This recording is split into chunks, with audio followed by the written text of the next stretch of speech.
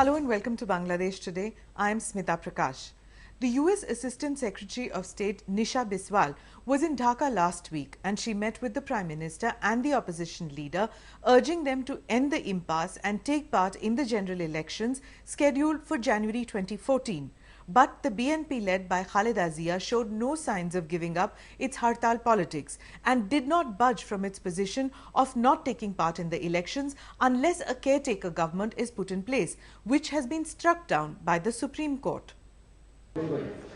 US Assistant Secretary of State Nisha Biswal's visit to Dhaka was part of Washington's effort to engage with the two major political parties and try and break the deadlock which is threatening the parliamentary elections of 2014.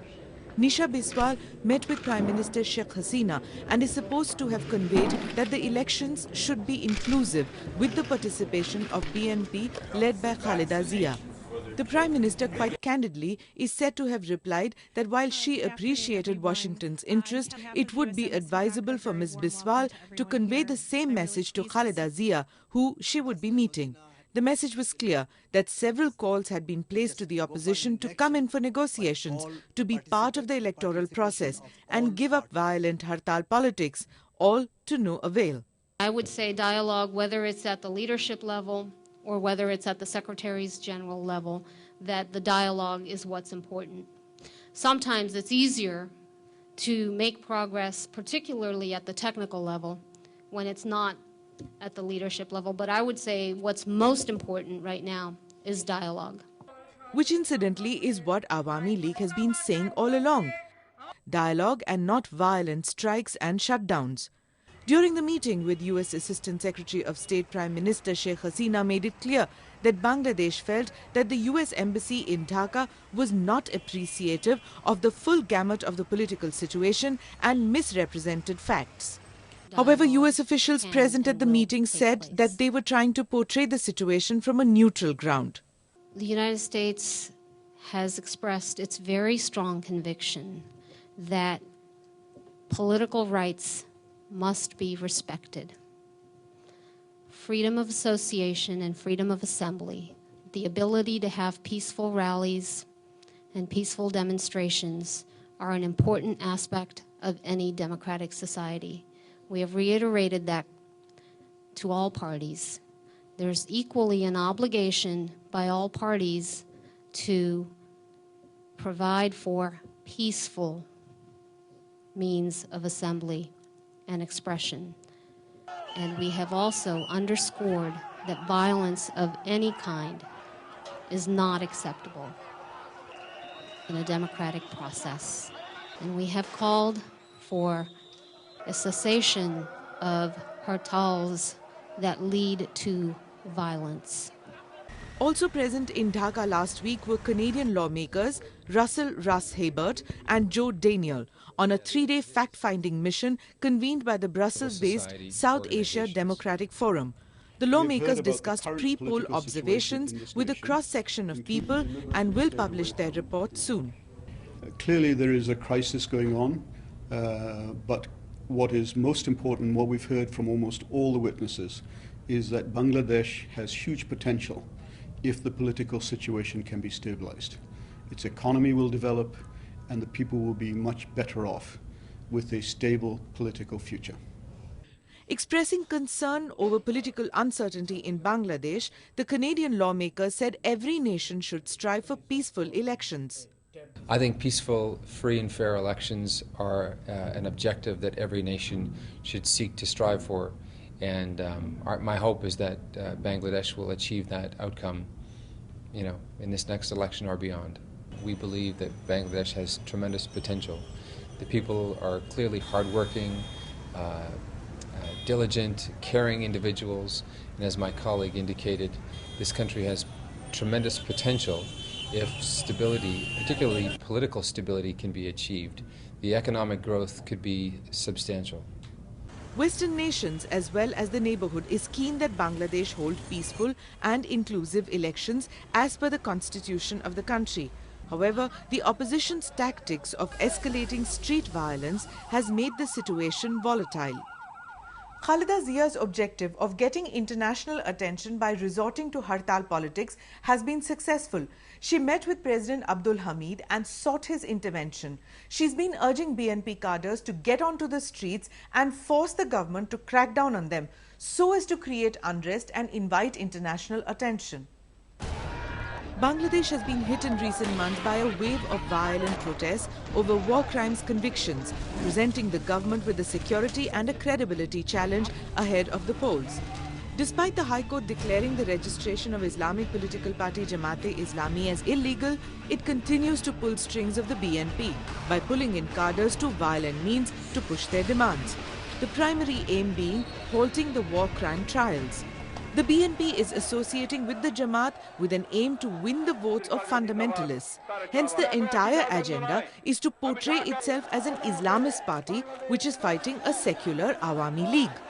The Jamaat has got the activists who are helping them in observing their political all sort of activities. And so if the BNP disassociate with them, BNP thinks that the non-secular voter will disassociate with them, and they are fearing that they may lose the voters. That's why they are trying to convince the fundamentalist voter in their favor. That's why they are associating with the Jamaat. And I think in the current political environment, it would be difficult for BNP to really do that, for the simple fact that what we are seeing is that both the government and the opposition are trying to now consolidate their respective alliances. And under that kind of environment, I don't believe that BNP has any incentive now to disassociate itself with Jamaat. Now some may raise the question, what is the credential of Jamaat, whether Jamaat is becoming too violent in recent times. But I would say that when the political space becomes restricted or political space becomes really narrowed down, then we can see some kind of violence taking place. So we have to have an objective view of the situation. The shadowy line between the Jamaat and the BNP have completely blurred. The Jamaat is now dictating terms, and topmost in its agenda is the delay in war crimes trials. And it seems to be working, as the proceedings of the war crimes cases against Jamaat leaders Motiur Rahman Nizami and AKM Yusuf did not take place, as their senior counsels remained absent, citing unavoidable situation. Senior lawyers of the accused Jamaat leaders have been staying off the proceedings of the International Crimes Tribunal on hartal days, citing security concerns. And this is just one of the effects of the hartal.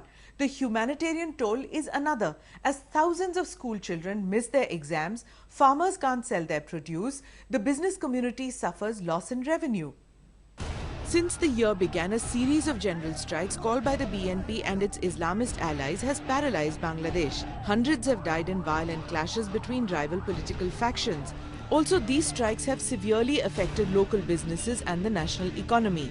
Every general strike results in a daily loss of at least $200 million.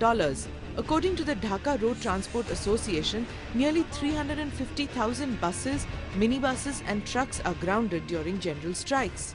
So this violence and definitely this effectiveness is going to the very seriously affected in the business community, and especially I should say that the financial backbone, the economy and the banking money, all flow is affected seriously. We know that the bank has a lot of the money now lying in the idle.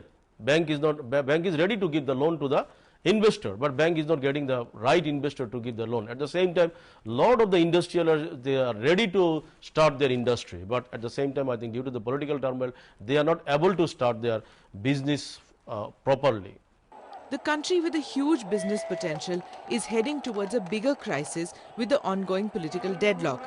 Khaleda Zia has refused to recognize the all-party interim government, let alone be part of it. She led a 20-member delegation to Banga Bhavan and met with President Abdul Hamid to seek his initiative for a dialogue to end the current political deadlock. After an hour-long meeting, the President said his constitutional powers were limited with regard to taking any such initiative.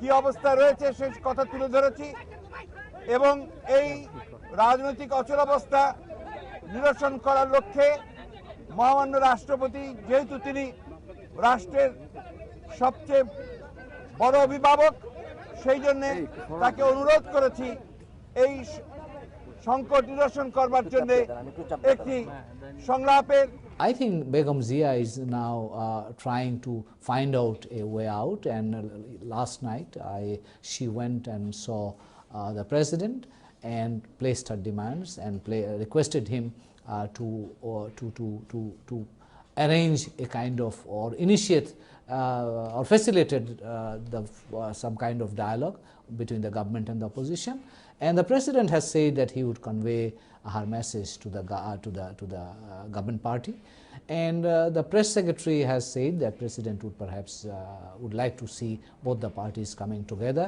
and find out a kind of arrangement where both the parties can participate in the election so that the election could be free, fair and credible. Senior advocate of the Supreme Court of Bangladesh, Abu Muhammad Aminuddin, urged feuding parties to end the impasse over the issue of a caretaker government and call for free and fair elections. Aminuddin said leading parties should discuss the forthcoming elections as there is no provision for a non-party caretaker government in the present constitution. Under the present constitution, that is after the 15th amendment, there is no provision for forming any caretaker government.